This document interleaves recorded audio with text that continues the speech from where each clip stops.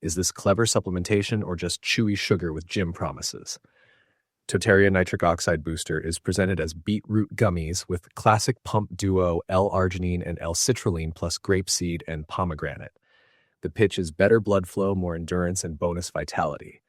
The Amazon brand page and Totaria's own site show a fast-moving catalog and a global vibe with a Southeast Asia mirror.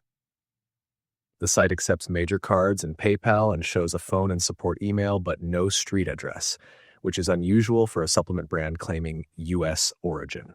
Shipping promises look optimistic, where processing is said to be 1 to 2 days, yet may stretch to 2 weeks. Then shipping adds 3 to 7 business days. Trademark records show Totaria filed by Oyanshi Inc. in 2024, with continued activity in 2025, which signals a very new brand. The About page lists a panel of experts with generic names and sweeping bios that do not clearly map to independent profiles. The claims stay in the usual supplement gray zone and include lifestyle wellness language rather than regulated disease treatment language, which is good, but still deserves scrutiny. Here is the reality check on ingredients and feasibility. Nitric oxide boosters rely mostly on arginine or citrulline to increase nitric oxide, which can influence vascular dilation during exercise. Contemporary reviews show mixed but plausible effects, where improvements tend to show up in untrained or moderately trained users, while highly trained athletes see little to no benefit.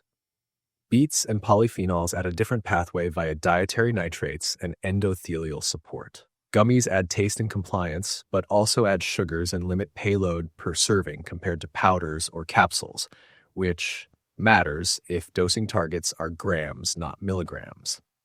The bottle aesthetic and copy resemble many private label lines, and the same style product appears on third-party marketplaces, which suggests a contract-manufactured formula with brand-specific labeling rather than a patented or novel stack. That is not automatically bad, but it puts Totaria into a crowded commodity lane where exact dosages, third-party testing, and lot specificity become the only real differentiators. Without published certificates of analysis or disclosed standardizations for grapeseed and pomegranate, the technical edge looks thin. What are customers actually saying? On Amazon, you will find typical early brand patterns where review counts are modest and sentiment clusters around taste and perceived energy, with a recurring split between people who love the flavor and people who feel nothing. That split is normal for this category because placebo-friendly outcomes like pump and pep are subjective, and dosing varies wildly across users.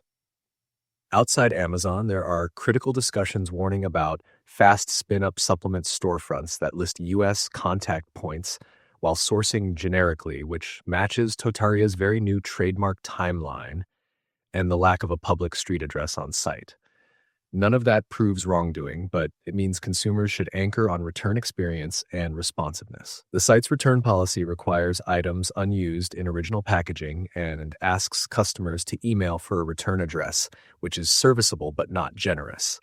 Shipping time ranges and the absence of third-party testing documents are the most repeated practical concerns. If you try it, use the marketplace's buyer protections and keep screenshots of the listing's strength dosage panels and refund terms in case formulations or policies shift. Price versus value and better alternatives is where this lands. Nitric oxide boosters from established brands often disclose full gram-level doses of citrulline or arginine, sometimes paired with pine bark or beet concentrates, and many provide third-party testing or manufacturing facility credentials. When Totaria is priced near those leaders, the math gets harsh because a gummy format usually delivers less active per serving and more filler. If Totaria undercuts on price, it becomes a flavor-first convenience play.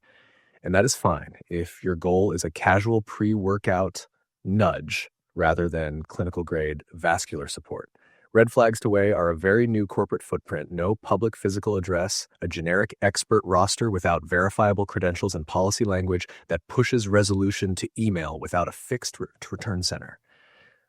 Positives are mainstream payment processors, a basic DJ-style posture without overt disease claims and availability on a marketplace with refunds.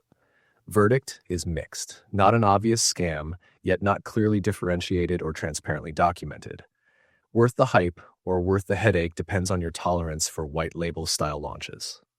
Practical next step is compare panel dosages per dollar against top sellers and choose a brand with published testing or go capsule powder for real dosing efficiency.